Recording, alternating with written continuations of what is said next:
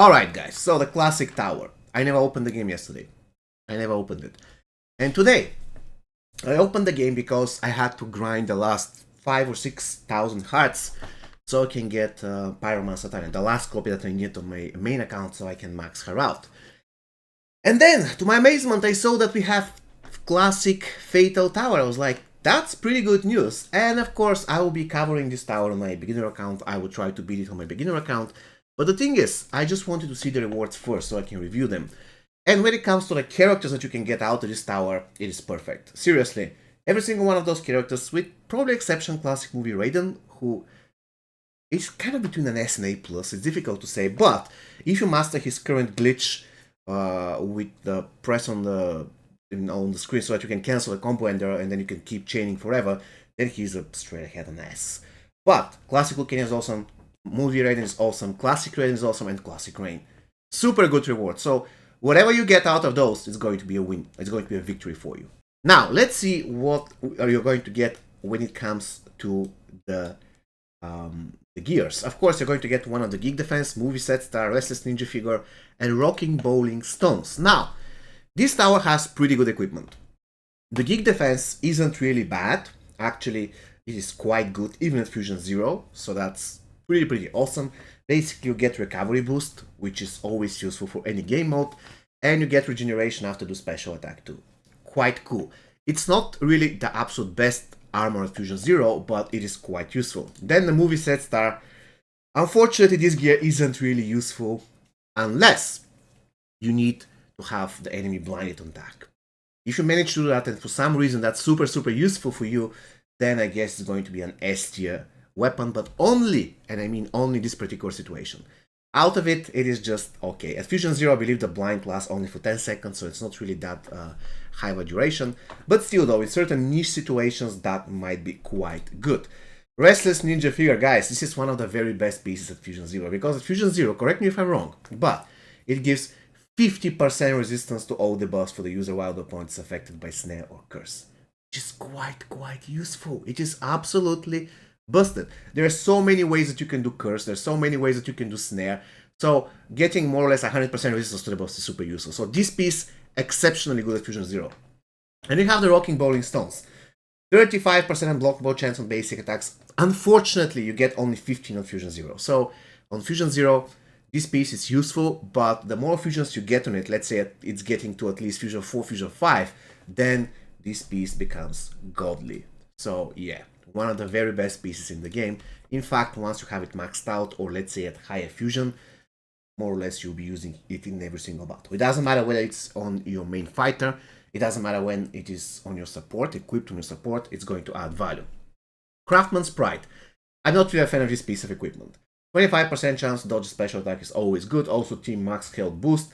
I reckon this is a useful piece, but I'm not really a fan. It's way too defensive, and the situation of the dodging stuff, not a fan of those dodging mechanics.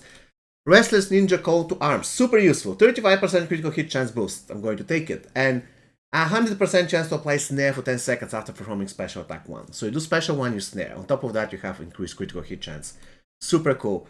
And you're stealing power on basic critical hit. So definitely a really good piece. And this piece also is very useful for Fusion 0 because of the snare. The Rocking Token, one of the best rares in the game. 25% power generation boost. Special attack 1 does 35% damage to all opponents. So you're killing a boss or whoever, a very difficult enemy, you're doing special 1, and 35% of this special 1 distributed to the tagged out enemies. Super cool. I have used this piece on my Classic Scorpion so I can kill an MK11 team with Jade. Jade wasn't really tagged in, so I used this piece at Fusion 0 to keep wounding her while she was tagged out. So when the time came for her to tag in, she had like 40 or 38% HP, so I can just finish her off with Shao Kahn. It was that easy. So this piece, exceptionally good. Let's review and the uncommon pieces. We have 20% all special attack and blockable chance. That is just meh. 30% chance to apply shield break on successful special attack. This is though super useful. Shield break is exceptionally useful in boss fights. So definitely, I mean, it's useful everywhere, but it is super useful against bosses. Because if you're doing crypts and you have strong characters, or let's say a survival mode, usually a special 2 or whatever, even special 1 is going to be enough to kill your opponent, so you don't really require the shield break that much. Mid-battle snack. Take 30% less damage from all attacks when blocking. I guess that's just okay. When an opponent breaks a block, use against shield for 5 seconds. Super, super good. This one is extremely useful because, once again, the shield is guaranteed. So definitely the mid-battle snack is another very useful green piece. And the treasured freebie. 20% special 1 and 2 damage boost. Remember, this is calculated based on the minimum damage. So if your special attack does 100 to 1000 damage, you're not going to do 1200 if you have this piece. You're going to do 1020 because 20% is going to be calculated based on the minimum damage, which is 100. 0.5% bar of power on opponent tag in. Super useful piece. This piece is exceptionally good on Classic Scorpion. Not because of the special 1 damage boost, but because of the bar of power when everybody tags in. So generally speaking, guys, this tower has one of the very best pieces in the game. The only piece that I really don't like is the movie set star. It's not really that great. Also, the Craftsman's Pride is, this is just okay. However, everything else, the Geek Defense is very good. The Restless Ninja figure is godly. The Rocking Bowling Stones is godly. The Restless Ninja Call to Arms is godly. The Rocking Token is godly. And the green pieces are very good as well.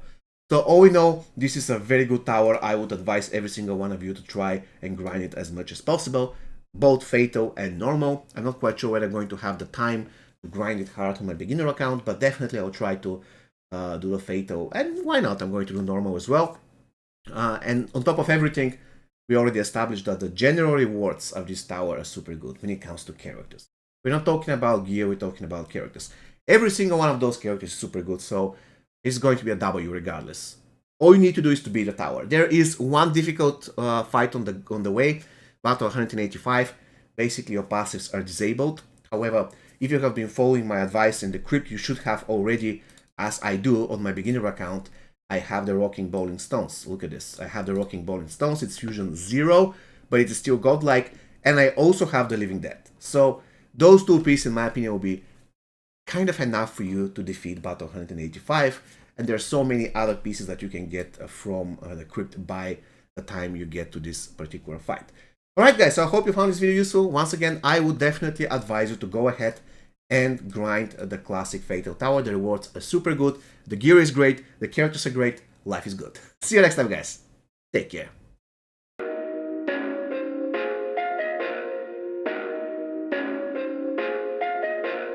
Perfect.